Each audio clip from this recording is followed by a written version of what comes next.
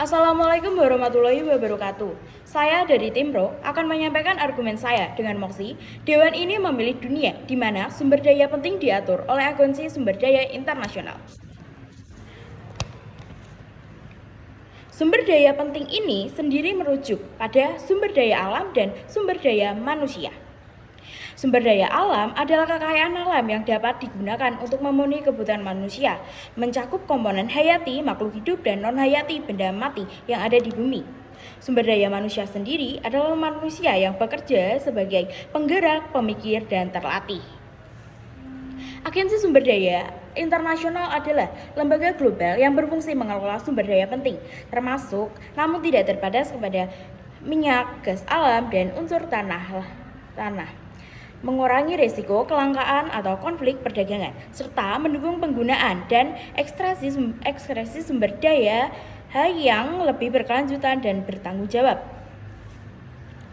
Sumber daya penting diatur oleh Agensi Sumber Daya Internasional, sumber daya yang dimiliki oleh setiap negara, baik negara maju dan negara berkembang.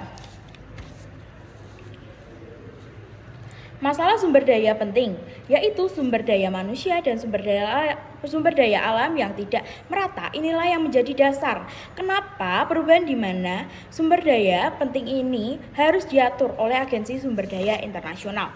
Sumber daya yang dimiliki setiap negara ini bersifat tidak merata, di mana ada negara yang memiliki sumber daya alam berlimpah, sedangkan di negara lain ada yang memiliki sumber daya yang tidak terbatas.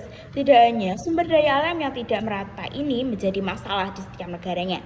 Negara yang memiliki sumber daya ini masih belum bisa mengelola sumber daya alam yang ada di negaranya. Misalnya, minyak mentah yang di Indonesia, di mana di Indonesia sendiri Indonesia belum bisa mengelola minyak mentah, dan negara Indonesia ini harus mengekspor minyak mentah ke luar negeri untuk diolah menjadi bensin. Kemudian negara Indonesia harus mengimpor bensin untuk memenuhi kebutuhan bensin di negaranya. Tak hanya sumber daya alam yang menjadi masalah, sumber daya manusia di berbagai negara ini juga menjadi permasalahan. Ada negara yang memiliki sumber daya manusia yang rendah, dan ada yang memiliki sumber daya manusia yang unggul. Sumber daya manusia yang tidak merata ini menjadi masalah bagi beberapa negara. Pada negara yang memiliki sumber daya manusia rendah, sumber daya manusia rendah ini adalah masalah serius, karena permasalahan ini di negara ini, negara tidak dapat berkembang seperti negara maju. Dengan masalah sumber daya alam dan sumber daya manusia yang tidak merata ini, dengan adanya perubahan sumber daya penting diatur oleh Agensi Sumber Daya Internasional, diharapkan Agensi Sumber Daya Internasional dapat membagi sumber daya alam dan sumber daya manusia ini secara merata. Yang kedua, sumber daya alam dapat terkelola dengan adil. Sumber daya penting diatur oleh Agensi Sumber Daya Internasional dapat terkelola dengan adil.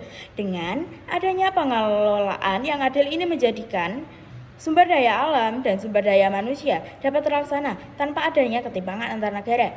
Agensi Sumber Daya Internasional menetapkan norma dan standar lingkungan agar setiap negara maju dan negara berkembang beroperasi dalam kerangka yang adil, serta mencegah pencurian sumber daya. Dengan tidak adanya Agensi Sumber Daya Internasional, sumber daya ini akan termonopoli oleh negara maju. Negara ini akan terus-terusan mengeksploitasi sumber daya tanpa melihat ketersediaan sumber daya yang tidak akan berkelanjutan ini. Dengan termonopolinya sumber daya ini, negara berkembang cenderung mendapatkan harga yang lebih tinggi dibandingkan harga yang seharusnya.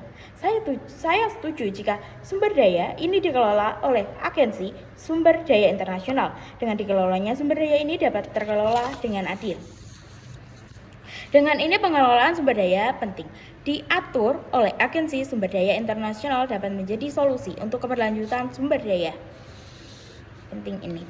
Sekian, terima kasih. Wassalamualaikum warahmatullahi wabarakatuh.